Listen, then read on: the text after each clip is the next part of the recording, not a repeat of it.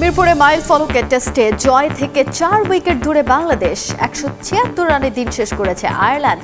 সাকিবকে ছাড়িয়ে 250 টেস্ট উইকেটের অপেক্ষায় তাইজুল। টিম গেমে ব্যক্তিগত গ্লোরির সুযোগ নেই, তাই মুশফিকের সেঞ্চুরির অপেক্ষা করেনি বাংলাদেশ, জানালেন আশরাফুল। দলের ব্যাটিং ইউনিটের পারফরম্যান্সে সন্তুষ্ট নতুন কোচ। আইসিসি জানানোর আগেই গণমাধ্যমে ফাঁস টি-20 বিশ্বকাপের গ্রুপ। একই দলে দুই চির প্রতিদ্বন্দ্বী ভারত পাকিস্তান, বাংলাদেশের গ্রুপ সঙ্গী উইন্ডিজ ইংল্যান্ড। মিচেল স্টার্কের দানবীয় পারফরম্যান্সে 2 দিন শেষে অ্যাশেজের প্রথম টেস্ট। দ্রুততম সেঞ্চুরির রেকর্ড ট্রেভিস হেডের, ইংলিশরা হারালো 8 উইকেট। এবং জাতীয় স্টেডিয়াম নিয়ে এবার মুখোমুখি অবস্থানে রাগবি ফুটবল। অন্য কাউকে মাঠ ব্যবহার করতে দিতে নারাজ বাফুফে, ক্ষতি না করার আশ্বাস রাগবির বিপাকে এনএসসি।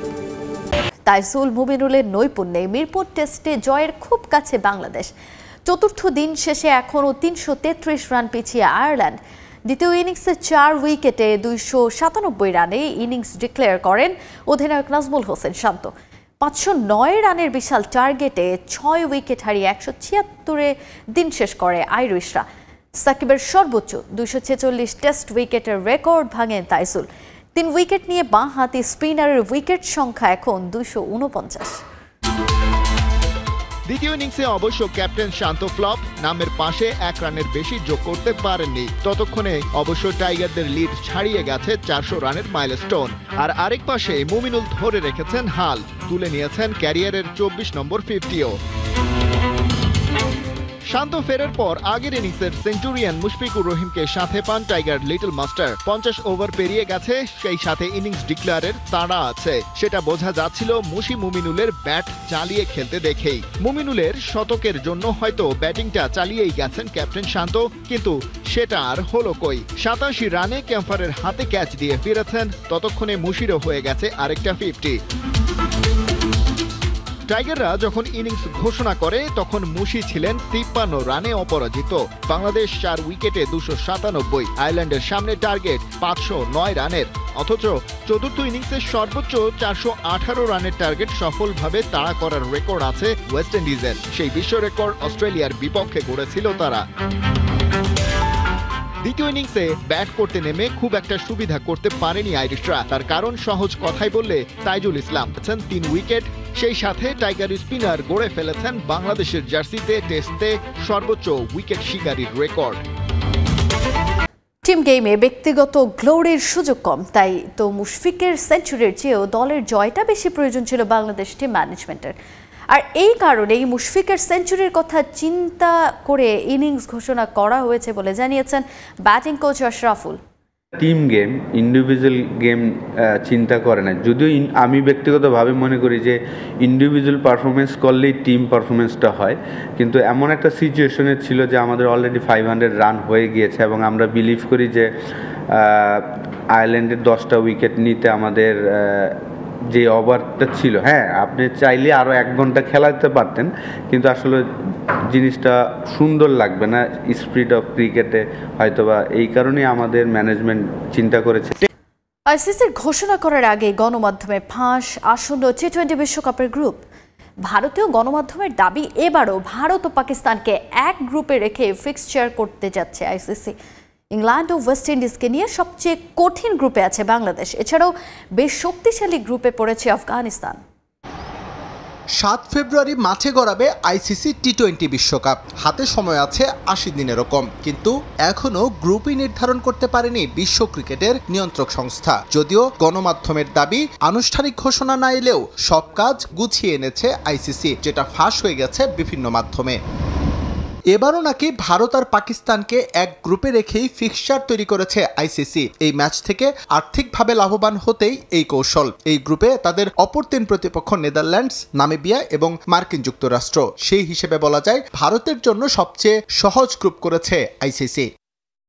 ভারত পাকিস্তানের গ্রুপ এর মতো বিতেও নেই কোনো চমক। হট ফেভারিট অস্ট্রেলিয়ার সঙ্গে আছে শ্রীলঙ্কা। বাকি 3 প্রতিপক্ষ জিম্বাবুয়ে, আয়ারল্যান্ড ও ওমান আক্ষরিক অর্থেই চ্যালেঞ্জ তৈরি করতে পারবে না অজি ও লঙ্কানদের উপর। তাই অনেকটা হেসে খেলেই সুপার 8-এ যাওয়ার সম্ভাবনা রয়েছে তাদের। ভারতীয় গণমাধ্যমে দাবি করা আইসিসি টি-20 বিশ্বকাপের সূচিতে সবচেয়ে কঠিন গ্রুপে বাংলাদেশ, এক কথায় যাকে বলে গ্রুপ অব ডেথ, যেখানে লাল সবুজদের সুপার 8-এ যেতে সবচেয়ে বড় বাধা ইংল্যান্ড এবং ওয়েস্ট ইন্ডিজ। এছাড়াও নেপাল আছে এই গ্রুপে, যারা খুব অল্প সময়ে টি-20-তে তাদের সামর্থ্য প্রমাণ করেছে।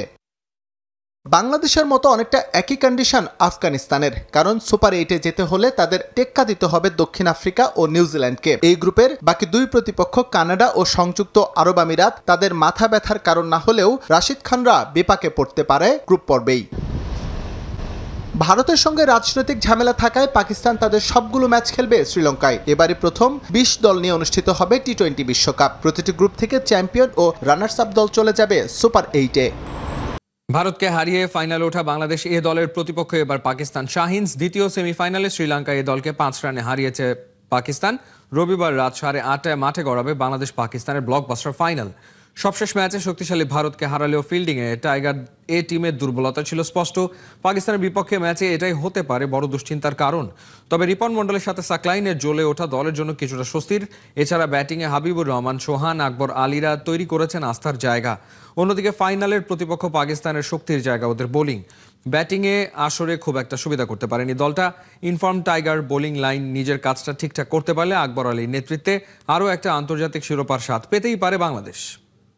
একটা হার বিশ্বজুড়ে ট্রলের বন্যা আর্জেন্টিনার ঘরে এনে দিয়েছিল বিশ্বকাপ। আছে 22 নভেম্বর কাতার বিশ্বকাপে আর্জেন্টিনাকে হারিয়ে ট্রল করেছিল সৌদি ফ্যানরা, যা মুহূর্তেই হয়েছিল ভাইরাল। ওই এক হার আর অপমানেই বদলে গিয়েছিল Argentina. Where is Messi, where is Messi live টেলিকাস্টের মাঝে এভাবেই স্লোগান দিতে দিতে সাংবাদিকের টি শার্টের ভেতর মেসিকে খোঁজার ভান করেছিলেন সৌদি ফ্যান আব্দুল্লাহ আল আইয়েদা। বিশ্বকাপে আর্জেন্টিনাকে হারিয়ে চমক দেখিয়ে লুসাইল স্টেডিয়ামের বাইরে মেসিকে নিয়ে ট্রোলের বন্যায় ভাসে সৌদি আরব। 22 নভেম্বর 2022, এই দিনটা কি কোনোদিন ভুলতে পারবে ফুটবল দুনিয়া? বিশ্বজয় করতে এসে বিশ্বকাপের প্রথম ম্যাচে সৌদি আরবের ফাঁদে মেসির আর্জেন্টিনা। চারিদিকে গেল রব। বিশ্বকাপ নয়, বরং ধরো বাড়ির পথ। সবাই ভেবেই নিয়েছিল অতলে তলিয়ে গেছেন মেসি।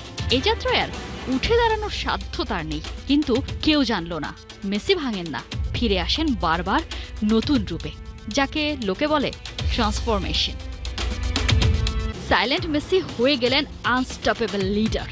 আর ওই সৌদি ফ্যান আব্দুল্লাহ যেন এফিডেভিট করে নিজেকে বানিয়েছেন মেসি ফ্যান। লুসাইলে শুরু হয়েছিল যে যুদ্ধটা, লুসাইলেই হয়েছে তার যবনিকাপাত। মেসি সেদিন জানিয়ে গিয়েছিলেন সেই কথাটা আরও একবার, history only remembers how you finished. তাই তো যখন আরও একটা বিশ্বকাপ দুয়ারে, তখনও ভীষণ প্রাসঙ্গিক আর্জেন্টিনার বিশ্বকাপ জয়ের সেই ঘটনা। ঈশ্বর মেসি প্রমাণ করে গেছেন, legends are tested but kings always rise. ICC টি-20 বিশ্বকাপ সূচিতে বাংলাদেশের সঙ্গে গ্রুপ সিতে পড়েছে Bangladesh, West Indies, England, Nepal ও ইতালি।